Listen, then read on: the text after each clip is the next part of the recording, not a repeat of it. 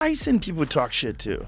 There's certain people that are just crazy, man. Well, speaking of Mike Tyson, Joe Rogan just brutally attacked Jake Paul after Jake decided to pull the plug on the fight with Mike Tyson.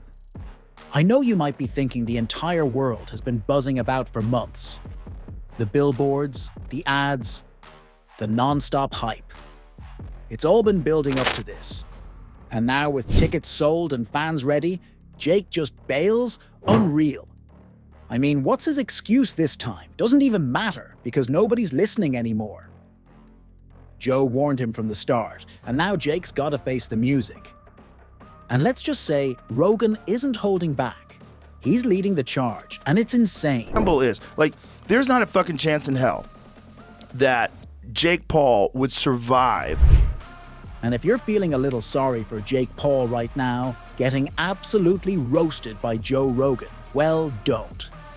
Because honestly, Joe was one of the first people to call out Jake when the whole Jake versus Mike Tyson buzz started swirling. It all kicked off on the Joe Rogan Experience.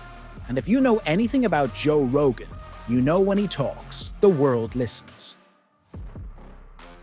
And boy, did he have plenty to say about Jake's wild dreams of taking on Tyson. If I was Jake Paul right now, I would be shitting my pants. oh, bro, Rogan didn't sugarcoat a single word. He straight up said what everyone was thinking, but maybe too polite to say. Jake Paul was straight up delusional. Sure, Jake had a few wins under his belt and was riding high on his YouTube fame, but let's be real. Beating a few internet celebrities doesn't exactly prepare you to face someone like Mike Tyson *. Tyson isn't just a fighter. The man's a legend. A straight-up beast who's been dominating since Jake was probably still trying to figure out how to ride a bike. Rogan called it how he saw it.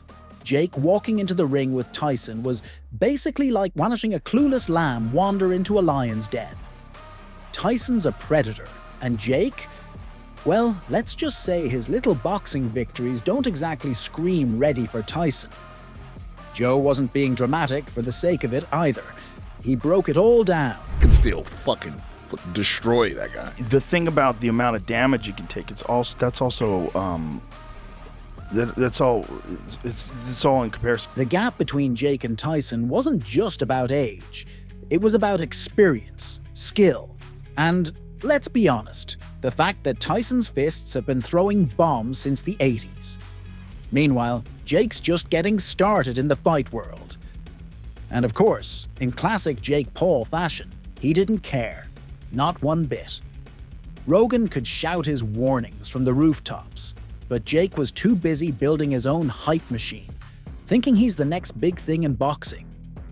Rogan, though? He wasn't buying into the Jake Paul circus. He saw Jake for what he was, a guy who loved controversy more than he loved boxing. He wasn't in this for the sport. He was in it for the spectacle, and Rogan wasn't having any of it. As he said about just smashed men, like when no one can stand in front of him. That is in his mind still. That's in there. There's a dark chamber in his mind that he can open up. Yeah. And I think he's got it open. Tyson but here's where it gets even better. The internet loved Joe's brutal takedown of Jake. As soon as Rogan started spilling the truth, people were all over it. Tweets, memes, debates, it was like Rogan had just given everyone the words they were dying to say. Because let's be honest, half the world agreed with Rogan. They knew Jake wasn't built for this fight. Rogan wasn't just throwing shade for the fun of it. He was trying to knock some sense into Jake before it was too late. But Jake? He was too deep into his own ego trip to even hear it. And that's where things started to spiral. Rogan wasn't just giving Jake a reality check. He was trying to save the guy from walking headfirst into a disaster. Tyson isn't a guy you play around with. Rogan made it clear. Jake was messing with fire, and he was about to get burned. But Jake? Nah. He shrugged it off like it was nothing. He was too caught up in believing his own headlines, too busy convincing himself that he could hang with Tyson. I was on Disney Channel while these guys were winning UFC championships. Okay. You know, I was playing with Mickey Mouse while these guys were throwing arm bars and winning UFC championships. So I've been, training for the same amount of time as them. And look, I've always gone against people where the odds are even. Jake Paul's attitude leading up to this Mike Tyson fight?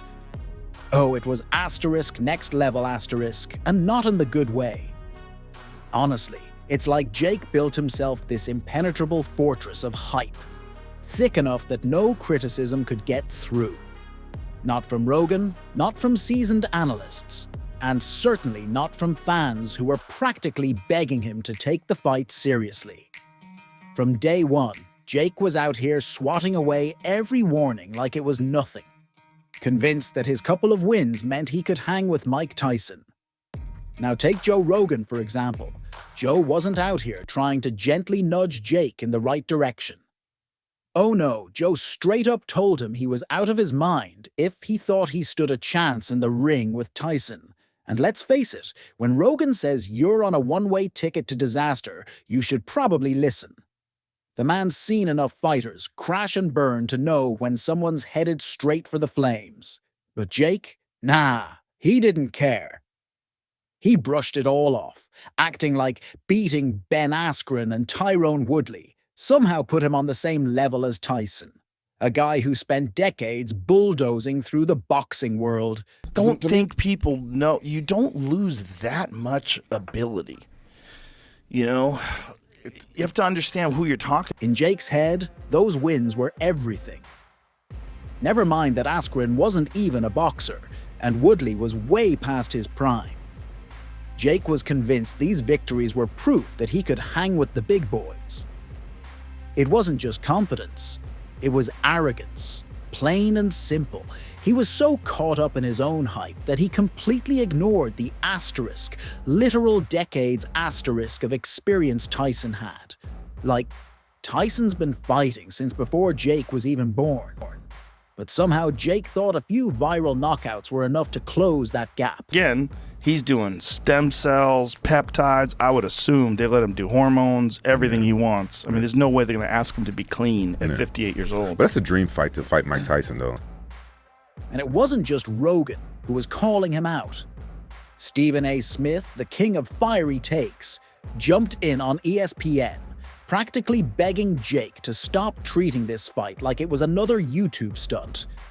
Smith wasn't impressed with Jake's resume either, and he wasn't shy about saying it. The problem is, you are beating up on dudes who don't box. They're not boxers. Nate Robinson was a basketball player. Ben Askren came out there looked like with a pose looking like he Jake LaMotta. He was 19-1 in the UFC, but he was never a boxer. He was a grappler. And Tyrone. But Jake's response? More trash talk. Of course, in an interview with Asterisk, TMZ's Sports Asterisk. In March 2024, Jake even claimed he'd knock Tyson out in 3 rounds. 3 rounds. The audacity of that statement was enough to send shockwaves through the entire boxing community.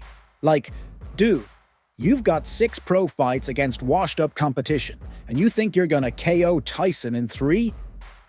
But it didn't stop there. Oh no. Jake took things asterisk, way asterisk further, trolling Tyson every chance he got. He even mocked Tyson's iconic lisp during a podcast in May 2024. Yep, Jake decided to go there. This wasn't just trash talk, it was personal. He was actively trying to get under Tyson's skin, thinking that his usual trolling tactics would somehow work against one of the most feared fighters of all time. That fight would be gigantic.